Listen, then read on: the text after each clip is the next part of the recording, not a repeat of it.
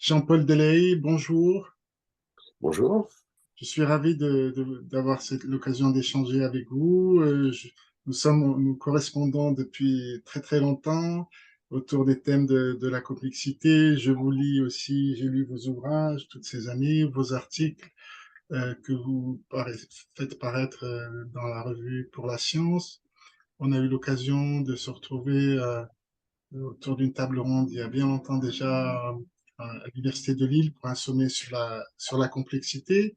Et dans le cadre de cette chaire euh, complexité au pluriel et humanité au pluriel de l'African Business School à l'Université Mohamed VI Polytechnique, Maroc, l'idée c'est d'avoir des entretiens un peu plus étendus avec des scientifiques, des auteurs, des acteurs de la science et des gens qui travaillent sur ce domaine de la complexité. Donc, vous êtes professeur émérite de l'Université de Lille, vous êtes mathématicien et informaticien, vous avez travaillé depuis de très nombreuses années sur des questions liées voilà, à l'informatique théorique, à des notions mathématiques, principalement autour de la complexité, du hasard, et plus récemment, vos travaux de recherche couvrent des domaines très actuels autour, par exemple, de la cryptographie, de la finance, voilà, de la finance, voilà, des aspects liés à des applications plus pratiques. Et l'idée de cet entretien, voilà, c'est un peu d'aborder disons, les différentes phases de vos travaux de recherche autour de vos ouvrages. Et dans un premier temps, ce que j'aimerais voilà, peut-être évoquer avec vous, c'est disons, peut-être les travaux les plus récents autour des développements, disons, justement, voilà, la complexité triomphe dans nos sociétés actuelles autour de, voilà, l'algorithmique. Et donc, vous, maintenant, vous couvrez des aspects un peu plus pratiques. Peut-être nous donner des détails sur ces fameuses monnaies cryptographiques, blockchain, et cet univers un peu très récent, très actuel, mais peut-être que tout le monde ne connaît pas très bien. Oui, oui, volontiers. Donc, effectivement, bon, pendant très longtemps, j'ai travaillé sur des thèmes liés à ce qu'on appelle la complexité de Kolmogorov. Bon, je continue à travailler sur ces thèmes-là. Mais depuis 2013, je m'intéresse à tout ce qui est blockchain, ce qu'on appelle monnaie cryptographique ou qu'on pourrait mieux appeler cryptoactifs. C'est parce que c'est pas nécessairement des monnaies. Et de toute façon, leur statut de monnaie est discuté. Donc, je m'intéresse à ces aspects-là, qui sont liés à la complexité de plusieurs façons. D'une part, c'est lié à la complexité parce que il y a de la cryptographie. La cryptographie, c'est quand même une science de la complexité. Il faut concevoir par exemple, des méthodes qui vont être faciles à utiliser pour chiffrer et qui vont être impossibles ou très complexes à décrypter. Euh, mais aussi, c'est lié à la complexité parce que les diverses méthodes qui sont utilisées pour sécuriser les blockchains font intervenir des notions de complexité, de quantité de calcul, de concours de calcul, et donc il y a vraiment des questions liées à la complexité dans ces domaines-là. Et c'est vraiment le sujet sur lequel je réfléchis le plus en ce moment. En particulier parce que ça a une importance pratique très grande, puisque la façon dont on va sécuriser un cryptoactif va avoir des implications en termes de dépenses énergétiques. Certaines crypto-monnaies ou certains cryptoactifs consomment une très grande quantité d'électricité, et on peut discuter de savoir si c'est justifié ou pas. Et d'autres n'en dépensent pas ou en dépensent une quantité tout à fait raisonnable, ou comme une application informatique usuelle, ce qui n'est pas le cas la première catégorie que j'ai évoquée, qui en dépense beaucoup. Donc il y a un problème qui est important. Je vais juste citer un chiffre. Aujourd'hui, on évalue que ce qu'on appelle le minage d'une crypto-monnaie, qui est la première, qui est le Bitcoin, dépense l'équivalent de 75 TWh par an. Et 75 TWh par an, bon, tout le monde ne sait pas ce que ça signifie, mais je vais donner un outil de comparaison. Un réacteur nucléaire, il produit 8 TWh par an. Donc 75 TWh par an, c'est l'équivalent de 9, presque 10 réacteurs nucléaires. Donc il y a quand même quelque chose qui est totalement fou dans cette dépense électrique pour la sécurisation, soi-disant, du Bitcoin, d'autant plus que finalement, il y a des méthodes concurrentes qui n'ont pas cet impact-là. Donc voilà, c'est un des sujets sur lequel je réfléchis, je travaille, et sur lequel un peu je me bats, puisque moi je veux défendre l'idée que cette dépense est inutile, évitable, en s'y prenant autrement par des méthodes qui vont aussi bien sécuriser les blockchains. Oui, donc, Voilà. Donc, effectivement, l'exemple que vous citez, c'est quelque chose que j'ignorais complètement, cette dépense d'énergie qui est considérable. Et donc, si je vous ai bien compris, l'idée, c'est que vous ne vous en prenez pas au blockchain pour des dangers, comme on a l'habitude de les critiquer, mais pour le coût énergétique qu'elles génèrent, alors que nous sommes aujourd'hui contraints à gérer les ressources énergétiques. oui. C'est bien Mais ça? c'est un petit peu compliqué. Bon, j'insiste sur cet aspect-là parce que c'est un aspect qui me tient particulièrement à cœur et d'une certaine façon, je suis un peu un militant de certaines thèses qui ne sont pas reconnues par tout le monde. Il y a une sorte de controverse sur le sujet. Maintenant, concernant d'une manière générale ce que certains appellent des crypto-monnaies, il y a d'autres débats. Et vous savez sans doute que les crypto-monnaies sont interdites au Maroc. On n'a pas le droit d'utiliser le Bitcoin, etc. Bon. C'est l'un des pays où les crypto-monnaies sont interdites. En revanche, ni en France, ni aux États-Unis, ni en Belgique, ni nulle part en Europe, les crypto-monnaies sont interdites. Donc elles existent, donc elles prospèrent, si on peut dire. Et la question de savoir si elles peuvent réellement se substituer, alors ce qui me concerne en Europe, c'est l'euro, est une question qui est posée et qui est aussi une question controversée. Et dans cette discussion, moi aussi, j'ai pris un parti, si on peut dire, où je défends des thèses, des idées. Et l'idée, c'est que aujourd'hui, telle qu'elle fonctionne et telle qu'on voit la façon dont elles sont utilisées, la réponse est non. Elles ne peuvent pas se substituer aux monnaies comme l'euro. Et un pays comme le Salvador qui a voulu légaliser le Bitcoin et le considérer comme une monnaie officielle nationale, d'une certaine façon, il est en train d'échouer. Alors, sur le long terme, on verra s'il échoue complètement ou pas, mais pour l'instant, il échoue. Et la raison, elle est très simple, c'est que les variations de cours des crypto-monnaies, appelons-les comme ça pour simplifier les choses, même si certains insistent sur le fait qu'on doit les appeler crypto-actifs et pas crypto-monnaies, mais acceptons le terme en mettant des guillemets à chaque fois. Donc, les crypto-monnaies sont trop volatiles. Et alors, je vais citer quelques chiffres pour donner une idée de cette volatilité. Alors, par exemple, en janvier 2017, le Bitcoin valait 1000 euros.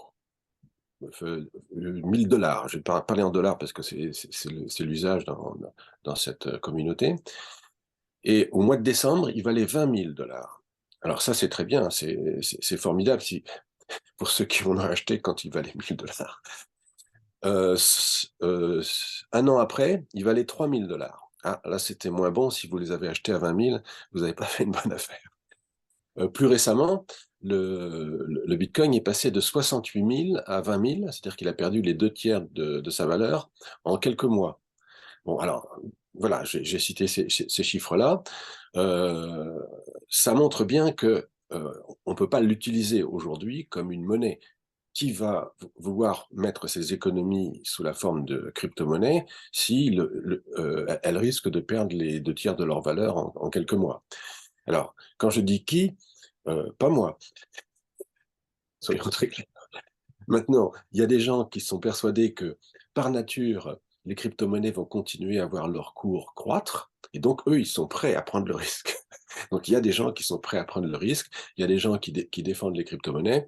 Moi, je dis: «Ça n'est pas sérieux, quelque chose qui peut valoir 68 000 dollars en» alors je vais être un peu précis, en décembre, 2021 et qui, aujourd'hui, n'en vaut plus que 20 000. C'est pas possible, ça peut pas servir d'outil pour faire des échanges, pour, mesurer la valeur des choses, pour payer des salaires et cetera. Donc il y a un problème gravissime à cause de cette instabilité des cours de ce qu'on appelle les cryptomonnaies. Donc, le sujet est très riche, mais je vois déjà trois axes qui sont soulevés autour de cette question des crypto-monnaies. Pour reprendre votre réponse tout de suite, vous avez évoqué la question du droit, et dans le cas du Maroc. Ma fille a fait un travail, elle est juriste de formation, et il y a 2, 3 ans, elle a fait un travail de recherche sur les aspects légaux de ces crypto-monnaies. Et effectivement, apparemment, il y a aussi le droit, la question du droit, il y a un déficit de droit. Enfin, c'est un objet nouveau et sur lequel certains pays n'ont pas encore, enfin voilà, soit ils ont interdit, soit encore il y a une imprécision. Il y a des réglementations de plus en plus précises 2023, mais qui a été, fixée. Les députés réfléchissent à ces questions-là.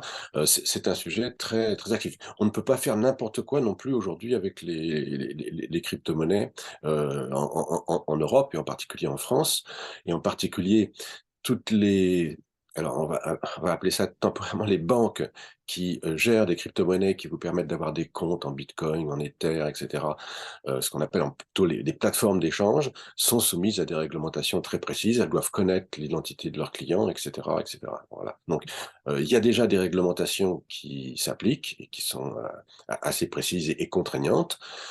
Il y en aura sans doute encore plus dans l'avenir, au fur et à mesure qu'on comprend, à la fois les dangers que peuvent représenter ces cryptomonnaies et puis, de plusieurs points de vue. C'est des dangers si elles vraiment elles étaient concurrentes des monnaies usuelles, mais c'est des dangers pour d'autres raisons. Puisque, l la façon de les utiliser peut être anonyme.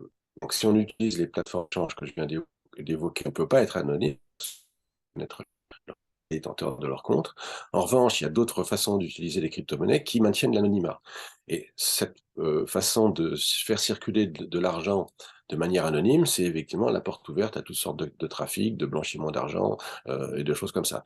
Et en particulier, une des choses les plus graves qui se produisent aujourd'hui, c'est ce qu'on appelle les ransomware. Ce sont des hackers qui, par exemple, vont, s'attaquer à un hôpital, ça s'est produit récemment en France, l'hôpital de Créteil, qui vont, interrompre, le fonctionnement du système informatique en captant les données et qui vont demander une rançon pour rendre les données et que le système puisse se remettre en marche. En bitcoin en général, dans la grande majorité des cas. Et donc pourquoi? Parce qu'on peut faire mener une gestion, anonyme des cryptomonnaies, et des bitcoins en particulier et donc celui qui va toucher la rançon, il va pouvoir en disposer et en faire ce qu'il veut sans pouvoir être identifié. Donc ça, c'est quand même un problème gravissime qui est créé par l'anonymat possible de l'utilisation des cryptomonnaies. Donc voilà, ça c'est un des problèmes effectivement qui est posé aussi par les cryptomonnaies. Vous avez évoqué aussi la très grande volatilité et donc ça peut limiter euh, l'usage ou l'utilité de ces cryptoactifs, du fait de voilà, ces variations de valeur qu'ils représentent. Et puis, je reviens encore une fois, pour moi, la chose qui m'a frappé le plus dans ce que vous avez dit, c'est cette dépense considérable d'énergie. Donc là, on est tout, c'est-à-dire on a tendance à penser que en fait le numérique ou même le calcul, on pourra y venir.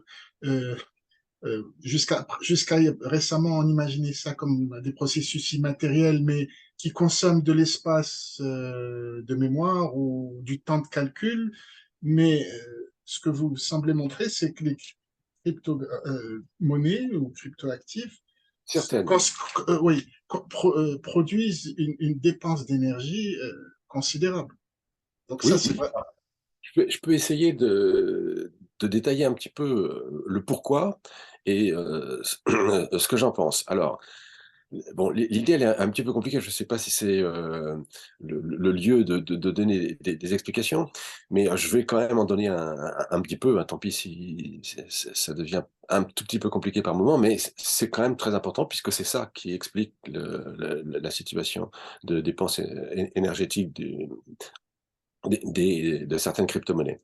Donc, l'inventeur du Bitcoin, qui est la première crypto-monnaie, s'appelle Satoshi Nakamoto. On ne sait pas qui c'est. C'est quelqu'un qui a su rester anonyme, qui a publié le texte où il décrit le fonctionnement, le protocole du Bitcoin de manière anonyme. Donc, il a conçu quelque chose qui est très bien conçu et qui est très intelligent. Et c'est de toute évidence quelqu'un qui connaissait très bien la cryptographie et les problèmes des monnaies numériques. Vraisemblablement, d'ailleurs, c'est pas quelqu'un au singulier, c'est plusieurs personnes qui se sont réunies pour faire ce travail et proposer l'existence et le protocole qui décrit le fonctionnement du Bitcoin. Euh, et alors, la logique, elle est très simple. C'est pour que donc l'idée, c'est de créer une monnaie qui échappe à toute autorité. Donc pas d'autorité centrale, pas de banque centrale qui serait les maîtrises de la monnaie. Il faut que ça fonctionne, en quelque sorte, librement, indépendamment de toute autorité. Donc l'idée, c'est de dire, on va demander à un certain nombre d'utilisateurs, qu'on va plutôt appeler des validateurs, qui vont d'utiliser leur ordinateur pour gérer la monnaie. Donc il va y avoir tout un réseau d'ordinateurs qui vont communiquer les uns avec les autres et qui vont gérer les comptes en fait de cette monnaie. Donc, dans le cas du Bitcoin, aujourd'hui, il y a 15 000 validateurs, 15 000 ordinateurs répartis dans le monde entier, mais vraiment répartis dans le monde entier. Il y en a en Australie, il y en a. Alors, j'imagine qu'il n'y en a pas au Maroc, mais il y en a partout en Europe, en Afrique, évidemment aux États-Unis, au Canada. Enfin, bon, il y en a partout. Il y en a 15 000 en tout. Et chacun de ces 15 000 ordinateurs va détenir les informations sur tous les comptes. Mais il détient cette information sous une forme anonymisée, c'est-à-dire il détient les informations sous la forme le compte numéro 50 détient 5 bitcoins, le compte numéro 300 en détient 12, etc.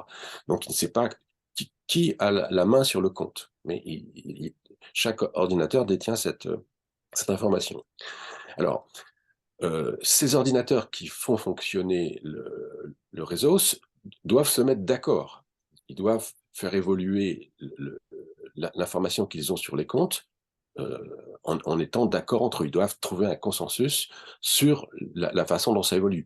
Si l'un des détenteurs de comptes veut faire passer un certain nombre de ces bitcoins sur un autre compte, donc il faut changer un petit peu la formation qui décrit la situation, et donc il faut qu'il y ait une information qui soit validée par tous les nœuds du réseau, donc les 15 000 validateurs que j'évoquais. Et c'est ce qui se passe. Donc voilà. Et alors ça se passe d'une manière très simple, c'est que toutes les 10 minutes, il y a une nouvelle page qui va être ajoutée à un fichier qu'on s'appelle le fichier blockchain, qui va être donc rallongé et qui va contenir des informations sur les transactions qui ont eu lieu pendant les 10 minutes qui viennent de s'écouler. Donc de cette façon-là, chacun des 15 000 validateurs met à jour sa base de données, sa base d'informations sur les comptes, et ils sont tous d'accord entre eux, parce qu'il y a une façon de se coordonner qui permet à tous d'être d'accord. Alors, je continue l'explication, parce qu'il faut que j'arrive jusqu'au bout et la dépense d'électricité. Alors, pour que ça fonctionne, il faut évidemment, en quelque sorte, intéresser les validateurs, parce que moi, je ne vais pas utiliser mon ordinateur pour être validateur si je n'ai pas un intérêt à le faire. Il y a un coût de fonctionnement du réseau. Ce coût, il ne va pas être assumé par une autorité centrale, mais il va être assuré, en gros, collectivement par les validateurs. Donc, il faut les récompenser. Et alors, c'est ce qui est prévu. Et donc, toutes les 10 minutes, il va y avoir l'un des validateurs, l'un des 15 000 ordinateurs, qui va être choisi C'est lui qui va rajouter la page. Les autres validateurs ne feront que donner leur accord sur la page qui est proposée par celui qui est choisi, et celui qui est choisi va recevoir une récompense. Alors, la récompense, elle varie au cours du temps. Dans un premier temps, c'était 50 bitcoins. Après, ça a été 25, 12,5, et maintenant c'est 6,25. C'est divisé par 2 tous les 4 ans. Donc aujourd'hui, toutes les 10 minutes, l'un des validateurs est récompensé par 6,25 bitcoins, plus d'autres choses, mais je les néglige pour l'instant. Et donc, voilà, il y a un système de rémunération des validateurs. Alors, tout ça, c'est très bien. On aurait pu imaginer, là je vais expliquer quelque chose d'un tout petit peu technique, mais qui est vraiment essentiel dans cette histoire-là. On aurait pu imaginer que voilà, il y a 15 000 validateurs, on leur attribue un numéro de 1 à 15 000 à chacun, et puis on choisit un nombre au hasard, enfin le réseau choisit un nombre au hasard entre 1 et 15 000, et c'est le nombre choisi, par exemple 327, qui va recevoir la récompense prévue toutes les 10 minutes. Mais si c'était ce système-là qui avait été choisi, il y aurait pu y avoir une triche, c'est ce qu'on appelle une attaque sibylle en cryptographie, c'est-à-dire que certains utilisateurs, certains validateurs auraient pu apparaître sous plusieurs identités, c'est-à-dire ne faire le travail de validation qu'une fois, garder le fichier blockchain qu'une seule fois, mais apparaître sous 2 identités, pourquoi pas sous 10 identités, et s'ils apparaissent sous 10 identités et que c'est le système que j'ai évoqué qui est utilisé, en gros, ils vont multiplier par 10 leur chance de se voir attribuer la récompense. Donc, ça va être une sorte de triche. Et puis, je dis 10, mais ça pourrait être 100, ça pourrait être 1000. Et donc, il y a une possibilité de triche qui s'appelle une attaque sibylle en théorie des réseaux. Et donc, c'était impossible de concevoir le système d'attribution de la récompense de cette façon-là. Et donc, Satoshi Nakamoto, qui a bien réfléchi à son histoire, a proposé un système qui s'appelle la preuve de travail. Donc, toutes les 10 minutes, il va y avoir un problème qui va être posé, un problème de nature mathématique, si on peut dire, ou informatique mathématique. Et la résolution de ce problème va nécessiter de faire un certain nombre de calculs. Et c'est le premier validateur qui, s'attaquant à ce calcul, réussit à trouver la solution, qui va se voir attribuer la récompense. Alors ça semble très bien, et d'ailleurs ça fonctionnait sans aucun problème au départ, avec une petite précision, c'est que, évidemment, plus il y a de validateurs qui cherchent à résoudre le problème qui est posé, plus le problème est posé et résolu rapidement. Alors, évidemment, s'il y a 10 fois plus de gens qui s'attachent avec la même capacité de calcul au problème, le problème va être résolu en 10 fois moins de temps, en moyenne. Alors, pour éviter ça, la difficulté des problèmes, elle évolue au cours du temps de façon à ce que le réseau ne résolve le problème qu'en 10 minutes. Voilà, donc il y a un ajustement automatique, c'est prévu dans le protocole du Bitcoin, qui fait que s'il y a beaucoup de gens qui se mettent à valider, donc à être des validateurs et à participer au concours de calcul, à ce moment-là, la difficulté du concours devient plus grande et le temps de résolution restera de 10 minutes. 10 minutes en moyenne. Alors, ça a conduit à quelque chose que maintenant dont on peut comprendre la logique, c'est que ce concours de calcul, donc, il est devenu de plus en plus difficile. Au fur et à mesure que le Bitcoin prenait de la valeur, au fur et à mesure que le nombre de validateurs augmentait, la quantité de calcul dévolue à la résolution du problème posé toutes les 10 minutes a augmenté. Et le problème est devenu plus difficile, donc la quantité de calcul a encore augmenté, etc., etc. C'est une sorte de piège, de boucle logique, où la difficulté du calcul augmente la quantité de calcul qui est faite pour résoudre le problème. Et en gros, la quantité de calcul qui a été faite pour résoudre le problème posé toutes les 10 minutes a été multipliée par 10 tous les ans. Et donc, on est arrivé à quelque chose de tout à fait colossal, c'est même un peu plus que par 10. Et donc, petit à petit, les gens ont utilisé des moyens de plus en plus puissants pour résoudre le problème posé toutes les 10 minutes parce qu'ils voulaient toucher la récompense, les 50 bitcoins du 25, etc. Et au fur et à mesure que le cours du bitcoin augmentait, ils étaient d'autant plus stimulés pour investir dans des moyens de calcul. Donc, dans un premier temps, ils utilisaient leur ordinateur, ordinateurs de bureau, etc. Ensuite, ils ont utilisé des cartes graphiques. Et puis, aujourd'hui, et depuis longtemps maintenant, ils utilisent des circuits spécialisés. Donc, il y a des entreprises qui fabriquent des circuits spécialisés qui ne sont capables, en fait, de faire qu'une seule chose, c'est participer au travail de résolution du problème qui est posé toutes les 10 minutes. Et donc, ces circuits se sont spécialisés. On a construit des machines spécialisées pour participer à la résolution du problème posé toutes les 10 minutes. Elles se sont multipliées. Aujourd'hui, il y a plus de 2 millions de telles machines qui fonctionnent dans le monde. Chacune est d'ailleurs assez puissante puisqu'elle dépense 3000 watts, elles ont une puissance de 3000 watts à peu près, hein. Et au total, cette course qui a duré donc qui dure depuis maintenant 12 ans, ou 13 ans presque, eh bien, a conduit à la situation où on dépense une quantité d'électricité pour résoudre le problème toutes les 10 minutes, équivalente à celle de, je disais, 9 réacteurs nucléaires. Donc c'est complètement fou, mais ça, la façon de poser le problème, donc ce qu'on appelle la preuve de travail, ça résout le problème des attaques civiles que j'évoquais. Pourquoi? Parce que si quelqu'un dispose d'une certaine puissance de calcul, qu'il apparaisse sous une identité ou sous deux, ou sous deux identités ou sous 12 identités, ça ne change rien. La probabilité qu'il a d'être celui qui va être choisi, qu'il apparaisse sous une identité ou sous 10, elle est proportionnelle à la quantité de calcul dont il dispose vis-à-vis du réseau. Et donc, les attaques civiles ne sont plus opérantes une fois que ce système fonctionne. Donc, le système de Nakamoto, il était absolument parfait quand il y avait peu de machines qui s'intéressaient au problème et à se voir attribuer la récompense. Quand les machines se sont multipliées, quand les gens ont fabriqué des puces spécialisées, qui les ont multipliées, et qu'il y a des véritables usines, aujourd'hui on parle d'usines de minage, ça s'appelle le minage, cette activité de participer au concours de calcul, ces activités de minage sont devenues absolument colossales et complètement démentes, il faut employer ce mot-là. Et alors, c'est là où j'en viens à la position que moi je défends concernant ce problème-là.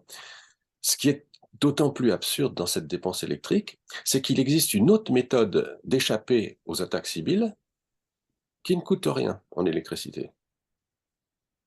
Alors je vais la décrire, vous allez voir, vous allez comprendre qu'elle permet d'échapper aux attaques civiles. La méthode s'appelle la preuve d'enjeu. Elle consiste à demander aux validateurs qui veulent participer et avoir une certaine chance de se voir attribuer la récompense toutes les 10 minutes ou toutes les 15 secondes, parce que d'une blockchain à l'autre, ça peut changer, d'engager de l'argent. Alors, en général, c'est d'engager des jetons de la crypto-monnaie en question, donc des bitcoins ou des Ethers pour le réseau Ethereum. Donc, ils engagent cet argent, c'est-à-dire qu'ils le mettent sous séquestre. Il est mis sous séquestre sur la blockchain qui gère dans le réseau. Donc, en fait, ils n'en ont plus le contrôle. Et l'attribution de la récompense va se faire proportionnellement à la somme qui a été mise sous séquestre.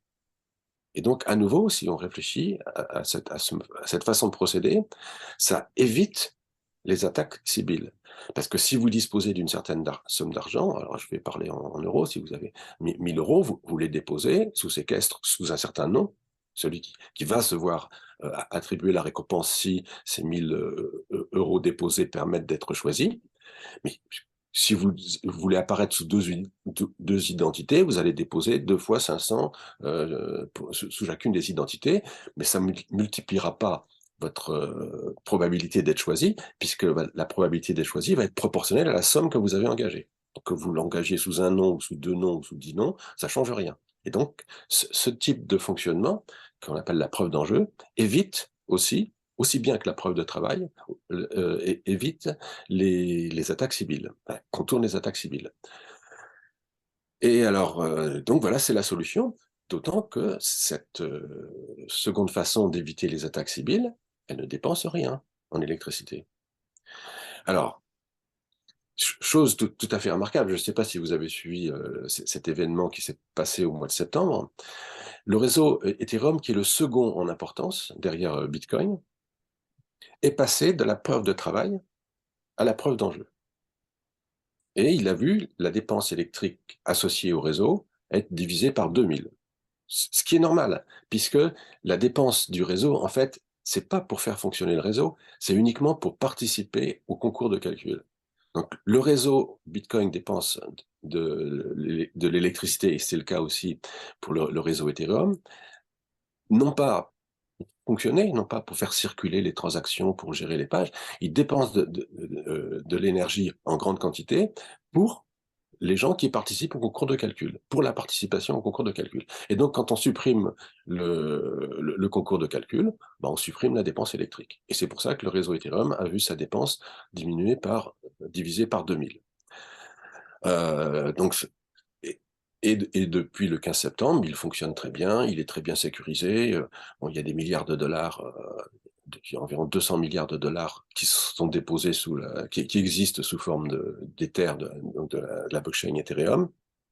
Et tout ça fonctionne parfaitement bien, ce qui prouve que le système de la preuve d'enjeu, tel qu'il a été utilisé par le réseau Ethereum, fonctionne aussi bien que le réseau Bitcoin.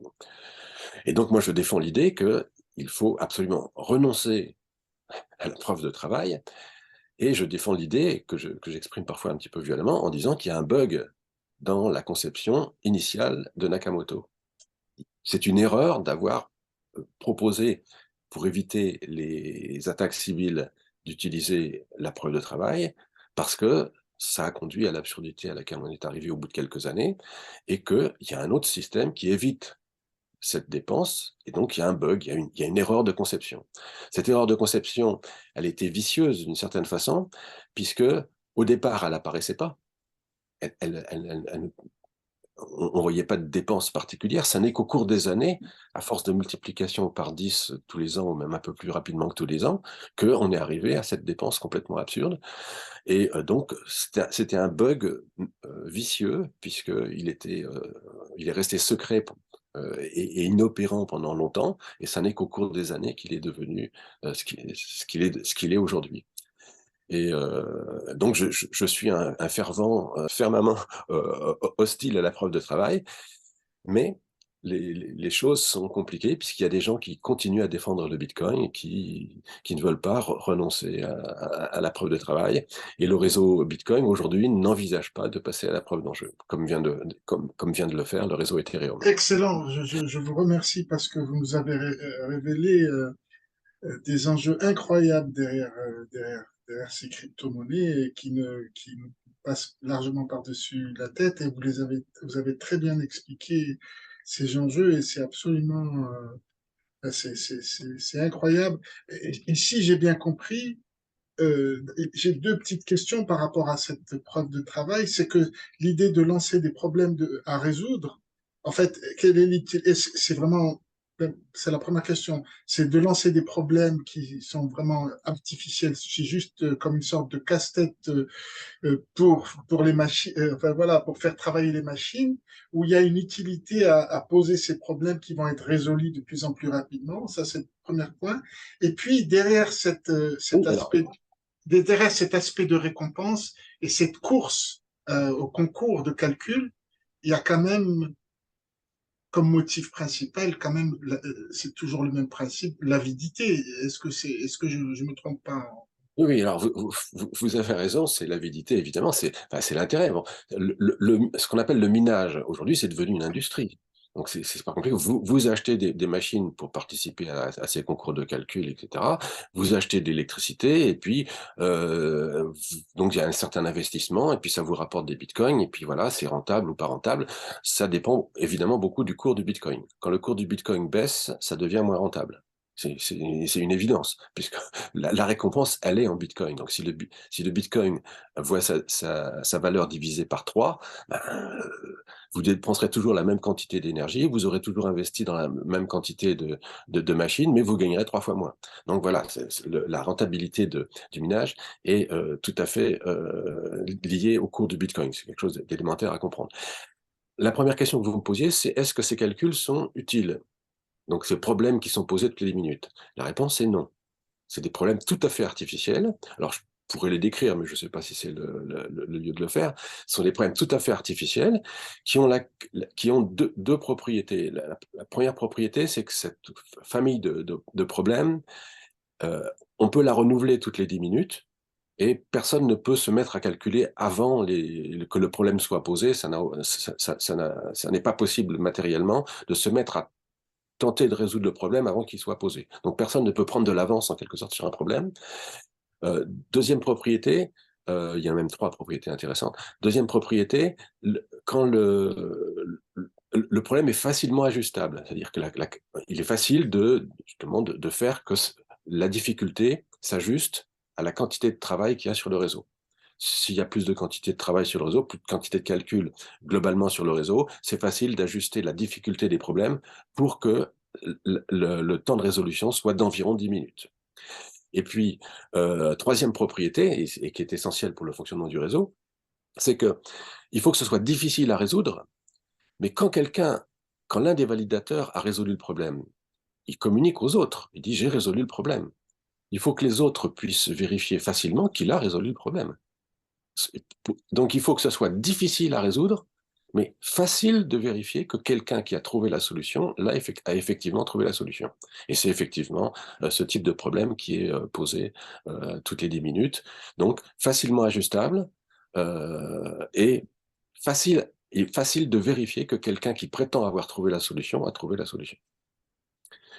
Mais sinon, totalement inutile. Et ce qui est absolument ahurissant, c'est de voir alors si je pouvais vous montrer des photos des usines. Donc, ce sont des hangars entiers où il y a des centaines d'armoires comme pour ranger des livres dans une bibliothèque, des armoires ouvertes, hein, parce qu'il faut que la chaleur puisse s'évacuer facilement. Parfois, il y a des grands ventilateurs pour évacuer la chaleur. Sur chacune des étagères, il y a des machines, des dizaines, donc plusieurs machines si l'étagère est assez large, et sur chaque étagère, il y a plusieurs machines, et puis il y a des hangars qui peuvent faire plusieurs dizaines de mètres remplis de machines comme ça. Et ce qui est absolument ahurissant, c'est de penser que ces machines, à chaque instant, elles sont en train d'essayer de résoudre un problème, et résoudre le problème, en gros, c'est un petit peu comme résoudre au hasard un sudoku. Vous mettez n'importe quoi dans le sudoku, il est juste ou pas. Alors, c'est pas exactement un problème de sudoku, mais l'image est assez bonne. C'est comme si ces machines font quelque chose qui est exactement équivalent à essayer de résoudre au hasard un sudoku. Bon, elles essayent, une fois, ça marche pas, j'oublie ce que j'ai fait, j'essaye une deuxième fois, etc., etc. Et ces machines ne font que ça. Et tous les calculs qu'elles font d'un instant à l'autre sont immédiatement oubliés à partir du moment où ils n'ont pas conduit à un succès. Et donc, ces machines-là, elles calculent des choses par milliards de calculs par seconde, enfin, c'est plus que ça même, et puis elles oublient aussitôt le calcul qu'elles ont fait s'il n'a pas été victorieux. Et voilà, donc c'est quelque chose de totalement ahurissant. Et elles chauffent, et elles chauffent, et elles chauffent. Et elles dépensent de l'électricité. Non, en voyant ces enjeux, effectivement, je comprends que ce domaine qui est relativement récent, qui a à peu près voilà, une dizaine d'années, je comprends, on peut peut-être aussi mieux comprendre pourquoi certains pays ne peuvent pas se permettre, comme le Maroc, dans le cas du Maroc, qui a, sur le plan des marchés financiers, est extrêmement impliqué. Enfin, on a facilité, enfin, le Maroc a facilité beaucoup a fait, par exemple, de la Casablanca une place financière internationale. On attire des investissements, des sociétés financières et donc ça ne pose aucun problème, mais on comprend mieux aussi la prudence disons pour le moment en tout cas, par rapport à des développements aussi importants et dont les ressorts ne sont pas toujours très clairs. Euh, donc là, vous avez vraiment illustré très concrètement votre implication en termes de recherche, presque, je dirais, presque une recherche-action sur ce domaine, puisque vous avez même parlé d'engagement voilà, vous vous positionnez. Oui, les thèses là que je viens d'exprimer, il y a deux choses qu'il faut quand même distinguer. Il y a l'histoire de l'absurdité de la preuve de travail. Donc ça, c'est un bug. faut employer ce mot-là. J'ai parfois écrit des articles dans lesquels j'utilise ce mot-là.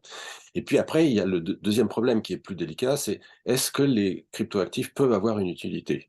Une fois qu'elles sont débuggées, qu'elles fonctionnent avec la preuve d'enjeu et non plus avec la preuve de travail. Ça, c'est une autre question qui est plus délicate. Dans le livre que j'ai publié qui s'appelle Au-delà du Bitcoin, pour bien insister sur le fait qu'il faut aller au-delà du Bitcoin, il faut surtout pas en rester là. J'évoque un peu les problèmes qui sont posés par cette deuxième question qui est plus intéressante et dont la solution n'est pas aussi claire que la première question. Et j'explique un certain nombre d'enjeux. Il peut y avoir une utilité à certains cryptoactifs, il n'y a pas de doute, qui vont pas forcément être des crypto-monnaies, mais qui vont être des cryptoactifs, c'est-à-dire ça va être des objets informatiques auxquels on va pouvoir attribuer une valeur, qui vont pouvoir circuler facilement. Donc, par exemple, vous avez peut-être entendu parler des NFT, c'est exactement ça. Ça, c'est quelque chose dont moi je défends l'idée que ça peut être utile. Voilà, donc ça peut être. Donc c'est parce que on peut voir les choses comme ça. Les cryptoactifs, d'une certaine façon, c'est la possibilité de créer des objets informatiques qui ont de la valeur. Aujourd'hui, si on n'utilise pas une technologie de type blockchain, si vous créez un objet informatique, que vous le faites circuler, n'importe qui en dispose peut le dupliquer. Une image, on peut la dupliquer, etc. Donc, on ne peut pas émettre de billets qui auraient de la valeur, puisque celui qui reçoit un billet, il pourrait le dupliquer, le multiplier en 10 exemplaires, etc. Donc, tel que fonctionnent les réseaux aujourd'hui, si on met à part les blockchains, on ne peut pas attribuer de la valeur aux objets qui circulent sur le réseau. Grâce au blockchain, on peut attribuer de la valeur aux objets. Alors, dans le cas des crypto-monnaies, c'est une valeur qui est spéculative, c'est-à-dire que le cours monte et le cours descend, mais on peut fonctionner selon des modes qui vont pas être ces modes spéculatifs, et les objets qui vont circuler vont effectivement pouvoir se voir attribuer une valeur et comment servir à quelque chose, puisque ces objets seront plus agile que l'argent qui circule par le biais de comptes bancaires ou de choses comme ça. Donc il y a une utilité à ces cryptoactifs. Et d'ailleurs, c'est sans doute pour ça que les banques centrales, donc c'est le cas pour la Banque centrale européenne, mais c'est le cas aussi pour la Réserve fédérale américaine, s'intéressent à l'idée d'émettre des cryptoactifs, donc ou des dollars qui seraient des dollars numériques ou des euros numériques, qui seraient un peu différents du Bitcoin ou de l'Ether, mais enfin voilà. Donc il y a cette idée qu'il y a une façon de faire circuler l'argent par le biais donc de blockchain ou de choses qui ressemblent à des blockchains et qui est une réelle utilité pour faciliter le commerce, pour faciliter le développement de certains types d'applications, etc. Donc c'est ce type d'idée que je défends dans mon livre. Il faut se débarrasser de la preuve de travail, mais les cryptoactifs peuvent servir à quelque chose et il y a quelque chose à en tirer d'intéressant. Et c'est pour ça que les banques centrales s'y intéressent, bien qu'elles vont pas très vite. Hein. Les Chinois ont déjà émis une monnaie numérique de banque centrale, mais qui n'est pas tellement utilisée et qui est encore essentiellement à titre expérimental. Oui, oui, je vous remercie pour ces précisions que c'est pas un jugement, voilà, c'est pas un constat ou une évaluation sur l'ensemble de ces objets informatiques ou ces cryptoactifs, puisque vous avez évoqué le cas de la monnaie Ethereum qui a changé de mode de fonctionnement et qui, voilà, qui semble, Oui, voilà, qui s'est nettoyé du bug initial. voilà, donc c'est assez intéressant. Et en fait, cet univers assez nouveau, ben, voilà, n'est pas sans lien avec celui des marchés financiers. Vous travaillez sur la finance computationnelle, mais donc en lien avec, oui, les marchés financiers, disons, entre guillemets, plus classiques, même si eux aussi sont leur évolution au cours des dernières décennies s'est appuyé largement sur la révolution informatique. Bon, évidemment, on a eu un certain nombre de crises dernièrement, notamment celle de 2008. Euh, comment voyez-vous ces marchés financiers qui sont aussi liés à l'algorithmique et à la vitesse de calcul, puisque en fait, l'élément vitesse aussi joue un rôle très important dans la marche de ces marchés financiers. Est-ce que, voilà, quel est le lien avec enfin, comment. Oui, oui. Alors, il y a un lien tout simplement parce que on parle de finances décentralisées. Donc, parce que l'idée qu'on peut retenir quand même du fonctionnement grâce à une blockchain, c'est l'idée qu'on peut faire fonctionner des algorithmes, qu'on peut faire fonctionner des systèmes d'échange sans qu'il y ait une autorité centrale. Donc, c'est ce qu'on va appeler des choses décentralisées. Donc, on peut mettre en œuvre aussi des algorithmes qui vont fonctionner sans que personne ne puisse, en quelque sorte, interrompre l'algorithme, ce qui peut être une garantie de bon fonctionnement et d'absence de tricherie. Quand quelqu'un fait fonctionner un site Internet et qu'il le détient de manière centralisée, il peut en quelque chose truquer les choses, il peut manipuler les choses. Or, il y a ce qu'on appelle des smart contracts qui sont justement des programmes qui vont fonctionner sans qu'on puisse les interrompre parce qu'elles vont fonctionner de manière décentralisée sur un réseau comme la circulation des monnaies cryptographiques, des cryptoactifs. Et ça, c'est quelque chose qui est utile, c'est quelque chose qui constitue un développement nouveau, ça permet des applications qui ne pouvaient pas exister avant qu'on invente ces smart contracts. Et évidemment, le monde de la finance est intéressé par ça. Et donc, on parle de finance décentralisée pour ce type d'application que la finance aujourd'hui étudie. Alors, ça va pas très très vite. Il y a parfois des accidents, des escroqueries, des bugs, du hack, c'est-à-dire des pirates qui arrivent à prendre de l'argent sur ces réseaux décentralisés qui sont pas bien conçus ou qui comportent une faille, etc. Donc il y a toutes sortes de problèmes. C'est un monde qui est en train de naître, mais qui se consolide et qui, sans aucun doute, va prendre de plus en plus d'importance dans le monde de la finance. Parce que ça permet une souplesse de fonctionnement, ça permet de développer un type d'application qu'on ne peut pas développer sans utiliser cette façon de créer des objets auxquels on attribue de la valeur et qui ensuite peuvent circuler d'une manière parfaitement sécurisée. Donc là, D'accord. il y a une révolution qui se produit assez lentement, mais qui se produit.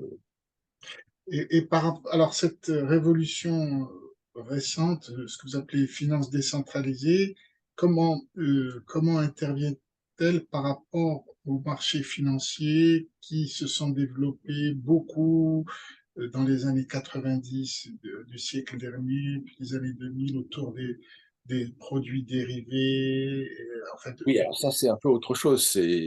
Là, c'est plutôt le volume de ces marchés financiers qui pose un problème à un échelon international, enfin, parce que ça crée un risque d'instabilité. Je dirais que c'est un peu indépendant. Parce que là, c'est une question de volume. Bon, après, que ce soit sous forme décentralisée ou que ce soit sous forme d'application centralisée avec des moyens classiques de fonctionnement, je dirais, c'est pas ça le problème. Non, ça n'intervient pas, je pense, à ce niveau-là. C'est juste, cette finance décentralisée, ça va pas favoriser ou défavoriser ces volumes excessifs d'argent qui existent sous forme financière. Bon, c'est autre chose, parce que ça provient de décisions qui sont prises à un autre niveau, et que ce soit décentralisé ou pas décentralisé, je pense pas que ça va changer les choses. Non. Simplement, on peut dire c'est un progrès de nature informatique. Voilà. On peut développer des applications et on peut faire des opérations plus facilement qu'on ne les faisait avant. Voilà. Par d'accord. exemple, pour les échanges entre banques, hein, au niveau international, les banques utilisent un système qui s'appelle SWIFT. Enfin, un des systèmes utilisés, c'est SWIFT.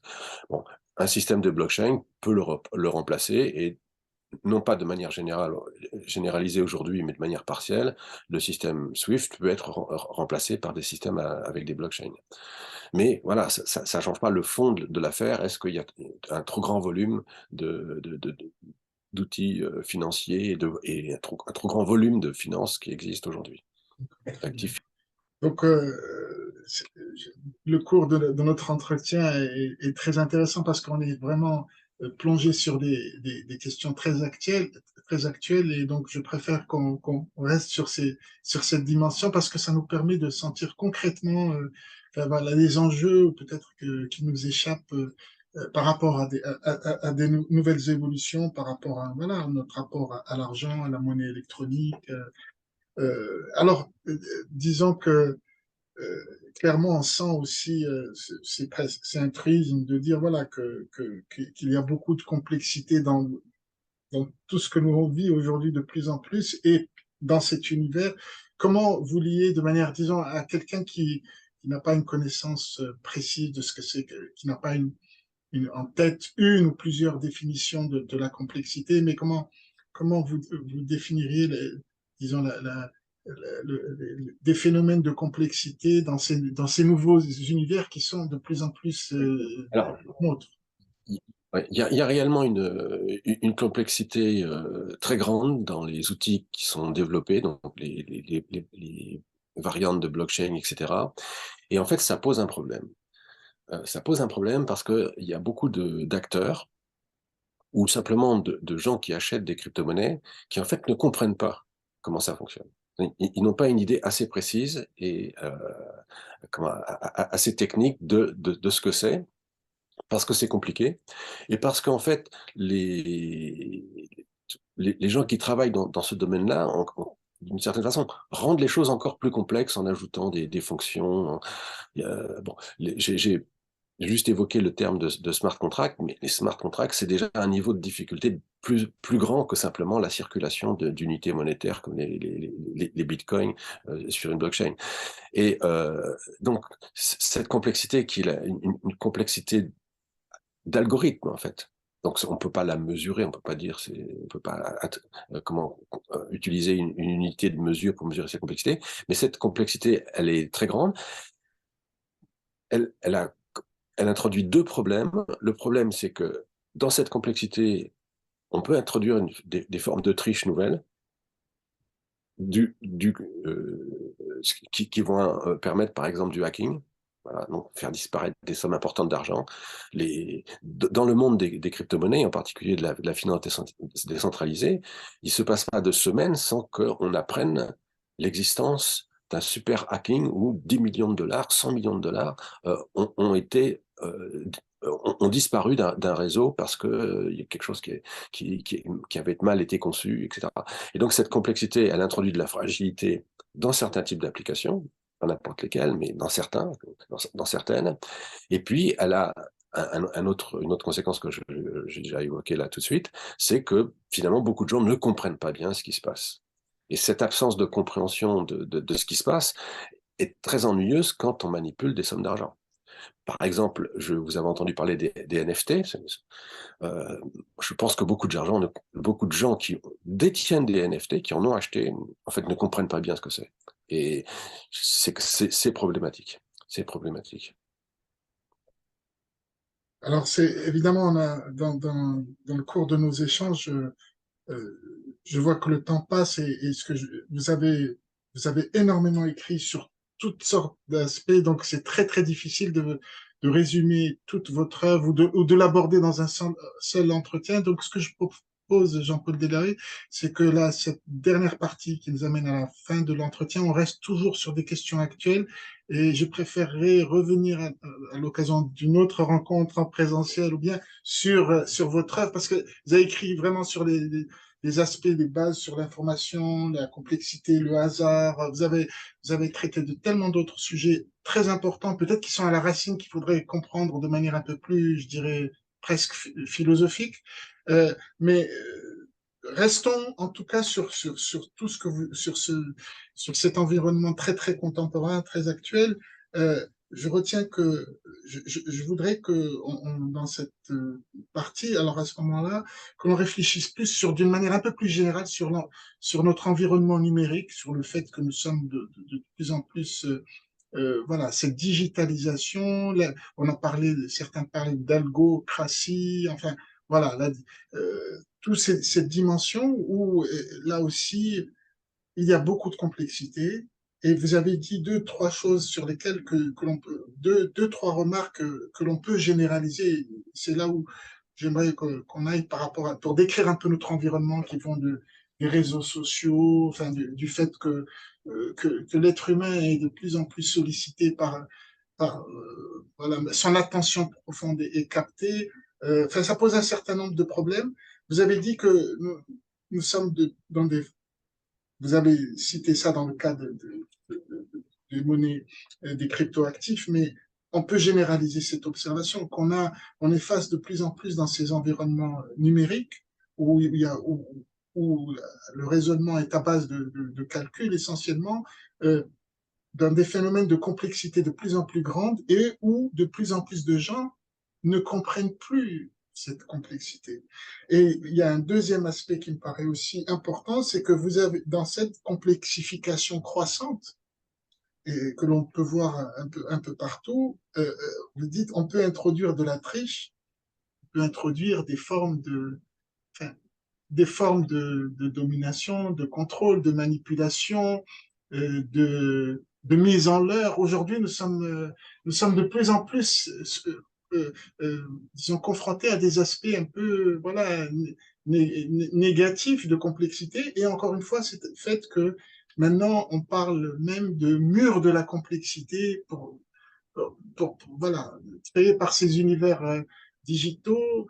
Est-ce que cette description, elle, elle vous semble, voilà, est-ce qu'elle vous semble refléter un peu ce qui se joue au niveau de l'univers de la Là, je vais sortir un petit digitalisation? peu ouais. Je vais sortir un petit peu des choses que je comprends, je crois, j'espère assez bien. Euh, les réseaux sociaux posent des problèmes et en particulier, on comprend bien, et ça a eu des effets, semble-t-il, aux États-Unis, peut-être même pour le Brexit, euh, que, que les réseaux sociaux tels qu'ils fonctionnent euh, ont tendance à enfermer les utilisateurs dans ce que certains appellent des bulles cognitives, c'est-à-dire ils sont rattachés à un certain nombre de liens ou de groupes, et ils n'entendent que les opinions qui sont conformes aux leurs, et ça les renforce dans leurs convictions, même si elles sont complètement absurdes, si c'est par exemple des gens qui sont contre le vaccin, etc., contre les vaccins, etc. Et cet effet-là, il provient quand même en partie, donc cet enfermement dans des bulles cognitives, en particulier dans l'absence de compréhension des systèmes de recommandation des réseaux sociaux. Euh, Quand vous allez sur YouTube, par exemple, en fonction de ce que vous avez regardé, on va vous suggérer d'autres choses qui vont s'en approcher, voire aller dans le même sens. Et puis, autre chose encore, YouTube sait qu'il a plus de succès quand il propose des contenus qui sont clivants que quand il propose des contenus neutres, objectifs, je veux dire, banaux, même si la vérité est banale, il préfère proposer des contenus qui, eux, vont être tranchants.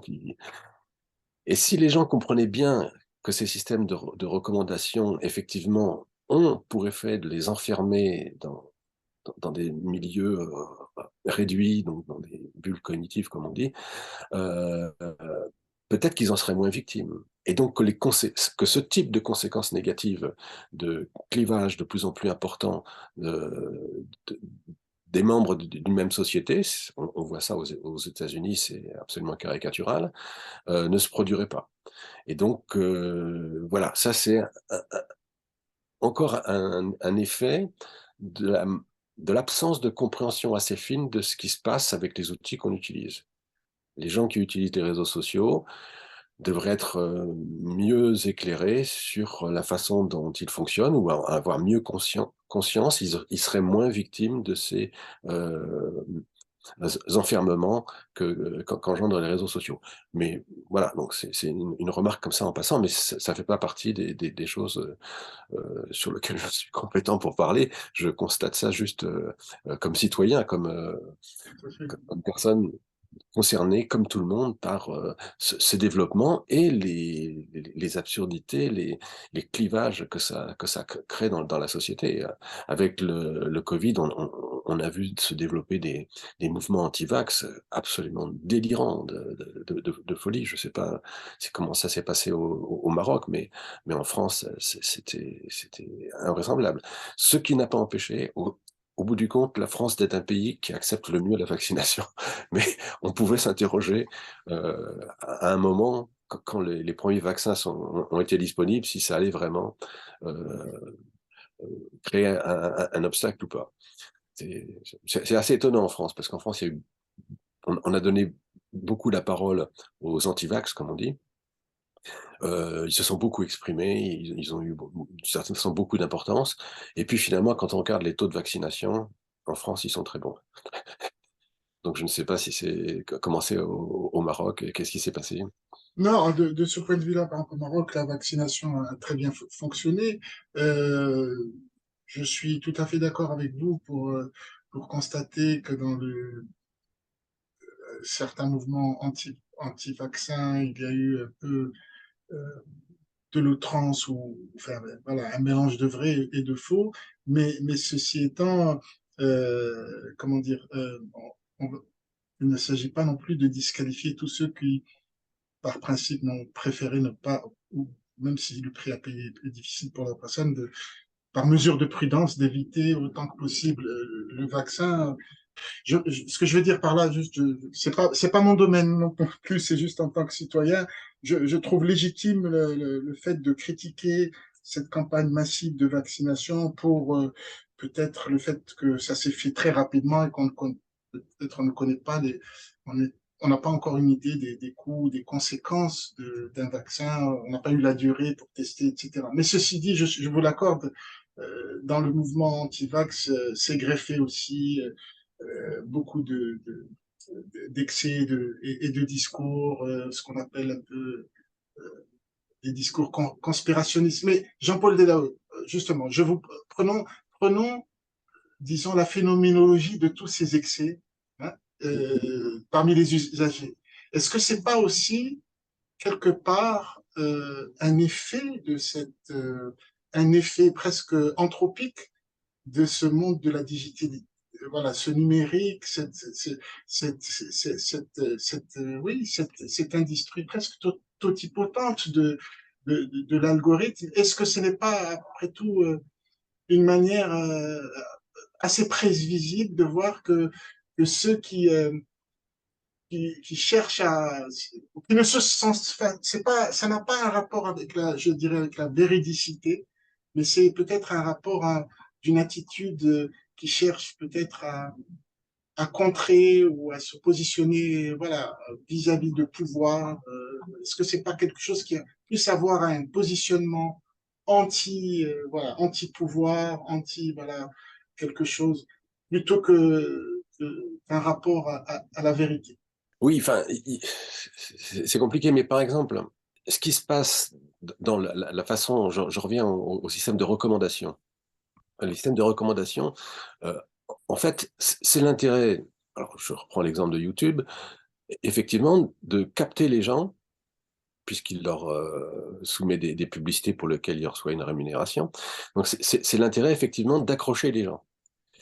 Et donc, c'est un problème d'intérêt financier. Son intérêt financier, c'est effectivement de présenter des contenus clivants, donc d'enfermer les gens dans des bulles où après ils vont rester, mais ils vont consommer plus de publicité, donc ça va rapporter plus d'argent à YouTube, à Google. Euh, donc c'est un mélange entre un fonctionnement qu'on peut qualifier de capitaliste ou de fonctionnement économique. Voilà, donc la logique économique des réseaux sociaux, c'est effectivement, pour défendre leur intérêt, de cliver les gens, voilà, de les enfermer dans des bulles. Donc, pour moi, c'est quelque chose qui est peut-être temporaire. Voilà, les autorités, les gouvernements, n'ont pas compris cela assez tôt, donc ils ont laissé faire, alors qu'il y a quand même des mesures qu'on peut prendre qui empêcheraient ça. Donc voilà, une nouvelle technologie apparaît, elle a un biais enfin, particulièrement négatif, celui d'enfermer les gens et de créer des clans hostiles et des choses comme ça. Bon, maintenant, si les autorités prennent conscience de ça et prennent des mesures pour limiter ça, ce qui est le cas un peu déjà et qui sera le cas, on peut espérer de plus en plus, à ce moment-là, en quelque sorte, ce piège dont on a pris conscience qu'une fois qu'il a été un petit peu ouvert et qui s'est manifesté, pourra être corrigé. Moi, personnellement, je suis quand même extrêmement enthousiaste des développements de l'informatique et des réseaux. Je trouve formidable de pouvoir consulter Wikipédia et toutes sortes de choses, de pouvoir regarder et écouter n'importe quelle musique qu'on a envie d'écouter. Je trouve que c'est quand même quelque chose de formidable.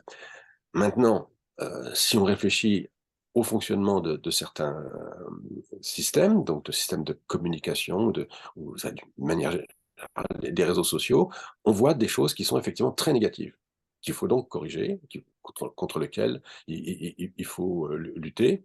Mais en soi, moi, je suis plutôt quand même toujours quelqu'un qui est assez enthousiaste de ces développements du numérique. Alors oui, justement, ce qui est intéressant, c'est que vous avez montré clairement comment vous travaillez sur le domaine des cryptoactifs et en voyant le côté bug ou comment corriger un problème très sérieux avec des conséquences très importantes. Et on peut dire que, par exemple, dans le fonctionnement des réseaux sociaux, etc., c'est pas le principe du réseau social en lui-même qui est vicié, mais c'est des mécanismes qui ont été introduits. Et là aussi, on peut imaginer des corrections. Par exemple, le fait d'avoir introduit ces systèmes de comment dire, de likes, de nombre de vues, etc., Hum. ça a peut-être perturbé, ça a contribué à faire de ces réseaux sociaux une forme de télé-réalité ou la course à l'audimat. Enfin, mais on pourrait travailler sur ces mécanismes qui mobilisent aussi des aspects psychologiques liés à nos pulsions profondes, etc. On pourrait imaginer des moyens, je pense qu'ils existent voilà, pour rectifier. Et je dirais que voilà, ce serait ma dernière question, puisque je suis tout à fait d'accord que voilà, cette conversation qui nous permet à distance voilà, d'aller vraiment un peu assez au fond des choses. Vous avez eu l'occasion d'aller dans le détail nous expliquer le fonctionnement actuel des cryptoactifs. Voilà, cette sphère digitale, euh, comment voyez-vous, disons, les zones ou les aspects intéressants? Vous avez mentionné le problème de la littératie numérique, que peut-être il faudrait éduquer un peu mieux les utilisateurs pour savoir un peu se protéger des leurres et des pièges voilà, de ces environnements. Mais quels sont, disons, les domaines? On parle beaucoup aussi des logiciels libres. Moi, je suis en train de un peu fatigué à titre personnel par la sphère, par le web, disons la couche voilà, visible. Je me suis intéressé de plus en plus au web profond. Hein. Donc, pas le dark web, mais je me rends compte qu'il y a des éléments où je suis en train d'essayer de découvrir, etc. De votre point de vue, quels sont disons, les domaines ou les aires de cette énorme sphère digitale qui recouvre maintenant la planète, c'est vraiment une membrane qui nous recouvre, qui vous semble intéressante ou créative, ou peut-être où il y a un peu plus de fonctionnement, disons, citoyen, responsable, etc. Oui, alors C'est très compliqué parce que c'est quelque chose qui part dans beaucoup de directions différentes. La mise à disposition d'informations très nombreuses, comme le fait par exemple Wikipédia, c'est quand même quelque chose qu'on ne peut qu'approuver.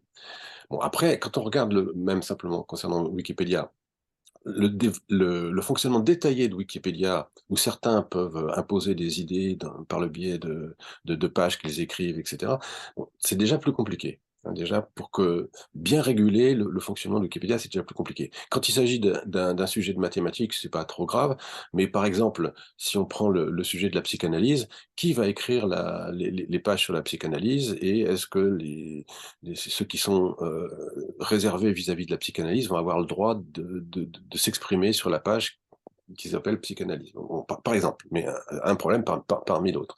Donc même Wikipédia, c'est pas simple, mais on peut quand même se réjouir de la mise à disposition d'informations, que ce soit de la musique, que ce soit du texte, même que ce soit des livres. Il y a un certain nombre de livres auxquels on peut accéder gratuitement. Tout ça, c'est quand même extraordinairement, et puis toutes sortes d'autres sites d'information qui existent à propos de tout, à propos des universités, à propos des gens, etc. Les réseaux sociaux, c'est aussi des informations qu'on donne à propos de soi-même aux autres, ou à une certaine catégorie d'autres. Tout ça, ce sont des choses qu'on peut quand même, dont on ne peut que se féliciter, il me semble. Alors après, qu'il y ait des travers, dire oui, c'est évident. Il faut tenter de les corriger. Il faut éduquer les gens pour qu'ils ne tombent pas dans les pièges les plus élémentaires. Euh, et puis, je sais pas, je suis un petit peu embêté. Je reste optimiste. Je reste optimiste sur l'usage qui va être fait et sur les côtés quand même magiques et magnifiques qu'il y a à l'existence de ce système de communication entre êtres humains, parce qu'on peut le voir comme ça. Le web, c'est quand même un système de communication entre êtres humains. Alors, il a ses défauts, il a des biais, il y a l'usage de l'argent en particulier, donc la domination d'un certain nombre de grands acteurs comme Google, Amazon et d'autres, c'est certainement quelque chose qu'il faut contrôler et que peut-être qu'il faut limiter, mais globalement, c'est quelque chose qui, je trouve, est quand même formidable. Il faut le surveiller, il faut comprendre comment il fonctionne, il faut que les autorités, les gouvernements agissent pour limiter toutes les dérives, toutes les choses négatives qui peuvent se produire. Mais globalement, c'est un truc formidable. Voilà. Enfin, je reste très optimiste et très enthousiaste. Non, non, écoutez, merci beaucoup, Jean-Paul Deleue, pour cet entretien. Ce que je propose, c'est que nous aurons l'occasion de réfléchir sur justement l'autre aspect que vous avez évoqué et qui justifie votre optimisme sur l'aspect, enfin, ce que cette sphère digitale nous révèle comme possibilité pour la pensée, pour la communication, pour le développement de la science. Et donc ça, c'est étroitement lié à vos très nombreux ouvrages et on aura l'occasion d'y revenir et de les présenter. Et en tout cas, merci beaucoup pour cet entretien et j'espère avoir l'occasion d'échanger ou de vous voir très prochainement à l'IM6P au Maroc. Et j'espère aussi, ce sera avec plaisir. Merci encore Très et à bien. bientôt.